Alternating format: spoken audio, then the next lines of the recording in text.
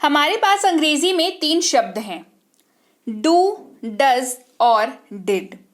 यकीन मानिए इनका इस्तेमाल बहुत ही ज़्यादा होता है और आपको पता होना चाहिए, क्योंकि ये आपके वाक्य, चाहे आप प्रेजेंट में बोल रहे हो चाहे आप पास्ट में बोल रहे हो, इनका पहला स्टेज जो होता है, पहली सीढ़ी जो होती है, वो इन्हीं शब्दों के ऊपर बेस्ड होती है। और जितनी ये शब्द ज़रूरी है मैं बताऊं, उतने ही कंफ्यूजिंग भी होते हैं ये शब्द। मतलब स्टूडेंट्स के लिए ये शब्द जो है काफ़ी जगहों पर कंफ्यूजन क्रिएट करते हैं।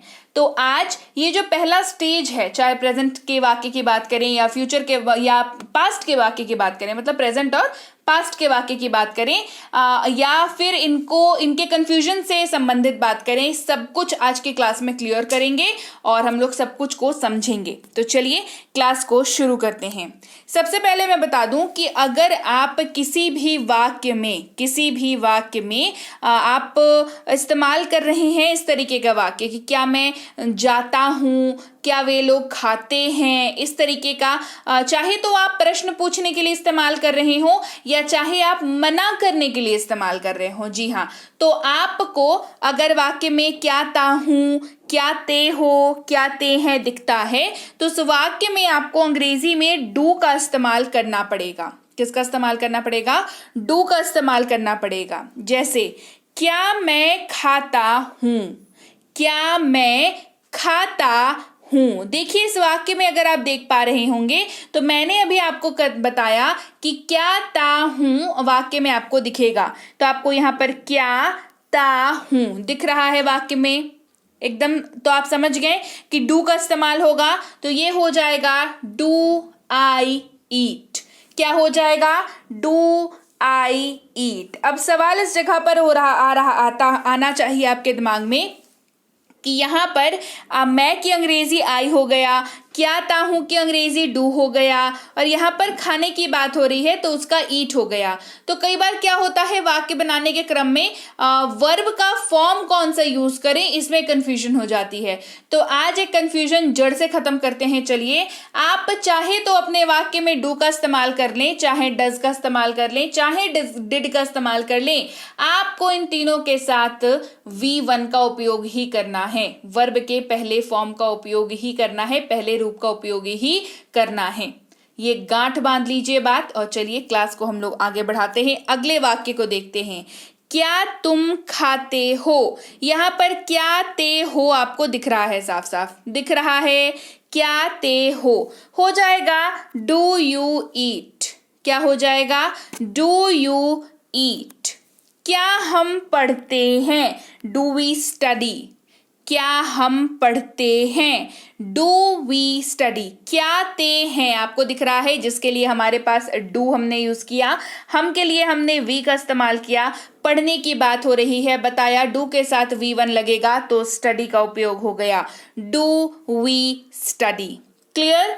हे everyone, welcome to B Banker spoken English class. स्वागत है आपका आज की क्लास में। मैं हूं प्रीति मैम और आज की क्लास में हम लोग 3 शब्द जो बहुत ज़्यादा कंफ्यूजन क्रिएट करते हैं, कौन सा वर्ब लगेगा, कैसे इस्तेमाल होगा, प्रेजेंट में होगा, पास्ट में होगा, कहाँ होगा, ये बहुत ज़्यादा कंफ्यूजन क्रिएट करते हैं ये 3 शब्द जो कि हैं डू, डज और डिड। इन सब के कंफ्यूजन को, इन सारे कंफ्यूजन्स को बिल्कुल ही छूमंतर कर दूंगी आज की क्लास में। कॉन्सेप्ट बहुत ही बारीकी से पढ़ाने वाली हूँ। तो चलिए क्लास को आगे बढ़ाते हैं। उसके पहले अगर आप इस चैनल पर नए हैं, पहली बार देख रहे हैं इस क्लास को, तो सब्सक्राइब बटन पर क्लिक करके बेल नोटिफिकेशन को ऑन कर दीजिएगा, ताकि जब भी हमारी कोई नई क्लास आए आपको जरूर पता लग जाए। चलिए क्लास को हम लोग आगे बढ़ाएं। बात करते हैं डज की, DOES, डज की बात करते हैं। सबसे पहली चीज बता दूं, प्रेजेंट, सिंपल प्रेजेंट वाले वाक्यों में इसका इस्तेमाल होता है। क्या ता है, क्या ती है, अगर वाक्य के अंत में आपको दिखता है तो डज का इस्तेमाल करते हैं। और इसका इस्तेमाल भी आप नॉर्मल जो है नेगेटिव वाक्यों को कहने के लिए इस्तेमाल कर सकते हैं, सवाल पूछने के लिए भी इस्तेमाल कर सकते हैं। जैसे क्या वह खाता है, डज ही ईट। क्या वह खाता है, डज ही ईट। क्या वह पढ़ती है, डज शी स्टडी। क्या वह पढ़ती है, डज शी स्टडी। क्या मोहन काम करता है? Does Mohan work? क्या मोहन काम करता है? Does Mohan work? बढ़ते हैं आगे, बात करते हैं डिड की। किसकी बात करेंगे? डिड की बात करेंगे और इसका इस्तेमाल होता है क्या या, क्या ये, क्या ये, इसके तौर पर। किसका कैसे इस्तेमाल होता है डिड का? क्या या, क्या ये, क्या ये, इसके तौर पर इस्तेमाल होता है। क्या मैंने खाया? डिड आई ईट? क्या मैंने खाया? डिड आई ईट? क्या तुम गए या क्या आप गए? क्या तुम गए या क्या आप गए? Did you go? क्या इस्तेमाल हो रहा है? Did you go? क्या हमने काम किया? Did we work? क्या हमने काम किया? Did we work? तो आप देख पा रहे होंगे हमने हर वाक्य में क्या किया है। चाहे तो हमने डू का इस्तेमाल किया हो, चाहे हमने डिड का इस्तेमाल किया हो, चाहे हमने डज का इस्तेमाल किया हो, हर जगह पे हमने V1 का इस्तेमाल ही किया है, क्योंकि ऑब्वियस सी बात है, मैं पहले ही आपको बता चुकी हूँ कि इसी का इस्तेमाल किया जाता है। बढ़ते हैं आगे। क्या उसने पढ़ाई किया? Did she study? क्या उसने पढ़ाई किया? Did she study? क्या राहुल ने खेल लिया? Did Rahul play?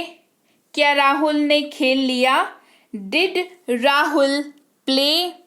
तो क्लास को आगे बढ़ाने से पहले बता दूं 1000 वर्ड मीनिंग वाली ई बुक जो है वो अब लाइव है, यानी कि वो आ चुकी है। तो अगर आपने ये ई बुक अभी तक नहीं ली है या आप पहली बार इस इंफॉर्मेशन को सुन रहे हो तो मैं बता दूं आप व्हाट्सएप नहीं तो टेलीग्राम पर जा करके इस ई बुक के बारे में अधिक जानकारी प्राप्त करके इस ई बुक को ले सकते हैं। आप अगर चाहें तो ये चारों की चारों ई बुक्स आपकी हो सकती हैं। बस आपको नीचे लिखे वेबसाइट www. इस वाले वेबसाइट पर जाना है। ये चारों की चारों ई बुक आपको वहां पर दिख जाएंगी। चारों ई बुक्स को आपको डाउनलोड करके अपनी फोन पर रख लेना है और आप जब जी चाहे आप इनसे रिलेटेड जो वीडियोस है उसको देख करके आप इजीली अंग्रेजी सीख सकते हैं। तो जल्दी जल्दी करिए, क्लास को जल्दी जल्दी खत्म करते हैं और आप जा करके ये चारों ई बुक्स को ले लीजिए। चलिए बढ़ते हैं आगे। अब बात करेंगे, क्योंकि मैंने आपको शुरुआत में बताया था कि अगर आप सवाल पूछना चाहें तो भी या अगर आप किसी चीज के लिए मना करना चाहें तो भी आप इन तीनों शब्द का इस्तेमाल कर सकते हैं। बताइए, बताया था कि नहीं? बताया था। तो अब हम लोग बात करेंगे जब हमें मना करना हो। अभी हमने सवाल पूछने वाला सीख लिया, अब हम लोग मना करने के लिए सीखेंगे, जिसके लिए डू के साथ नॉट का इस्तेमाल होगा। सीधी सी बात है, मना करना यानी कि नेगेटिव वाक्य, नो, ना, नहीं, नॉट, इनका इस्तेमाल तो होना पक्का है। यहां पर हमने चूज किया है नॉट को, क्योंकि यही इस्तेमाल होता है, हमारी चॉइस के ऊपर नहीं डिपेंड करता। डू नॉट का ही इस्तेमाल किया जाता है, डू के साथ नॉट का ही इस्तेमाल होता है।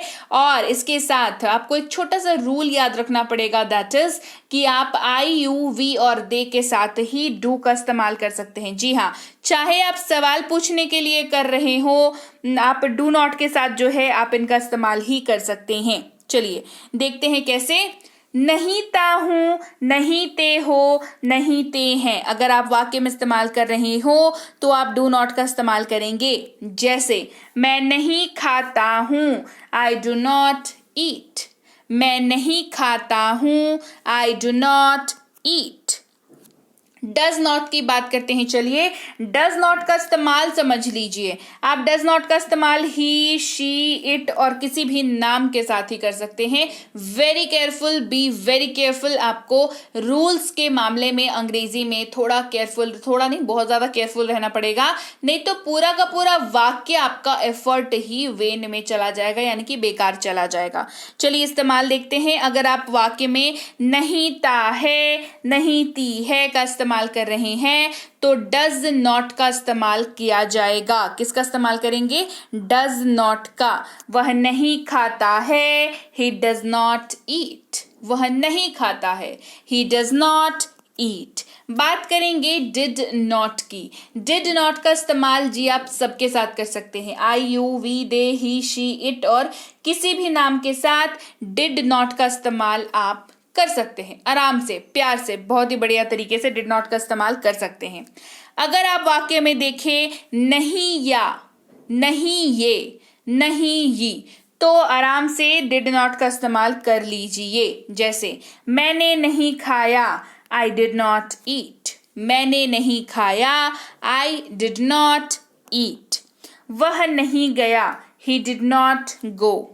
वह नहीं गया, he did not go। उन्होंने काम नहीं किया, they did not work। उन्होंने काम नहीं किया, they did not work। हमने अभ्यास नहीं किया। अभ्यास का मतलब क्या होता है?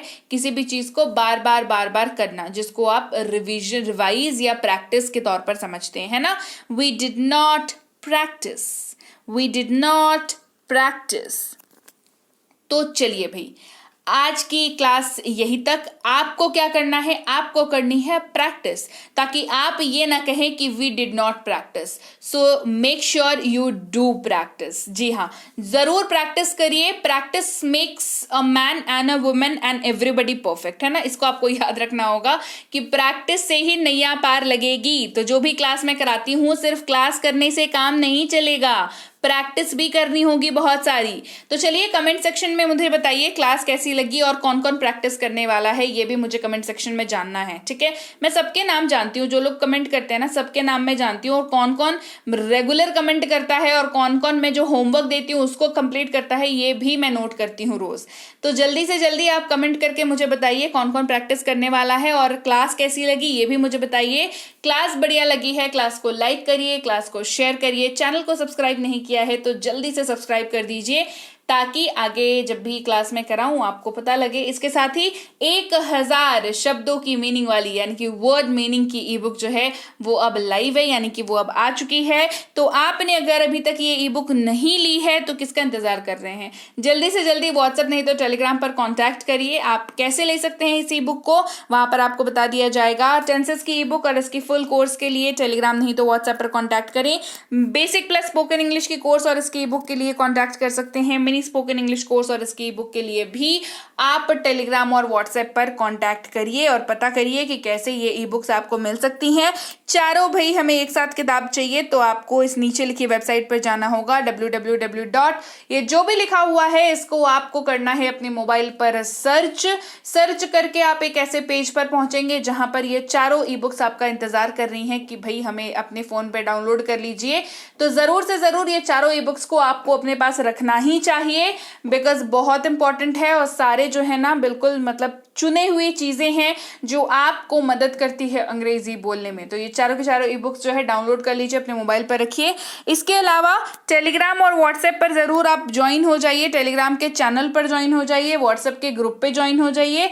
व्हाट्सएप के ग्रुप को ज्वाइन करने के लिए रोज सुबह व्हाट्सएप का स्टेटस चेक कर लीजिएगा इस नंबर को सेव करके। टेलीग्राम पर ज्वाइन होने के लिए टेलीग्राम का चैनल का जो नाम है वो है बी बैंकर एजुकेशन सोल्यूशन, और उसमें 18,000 से ज्यादा सब्सक्राइबर्स हैं। तो भैया सीधी सी बात है, उसी चैनल को ज्वाइन करना है। मेरे नाम का कोई चैनल आपको नहीं दिखेगा, बाई चांस अगर दिख जाता है तो वो नकली होगा। तो आप सावधान रहें और अपनी सावधानी अपने हाथ रखें और फेक चैनल को ज्वाइन ना करें।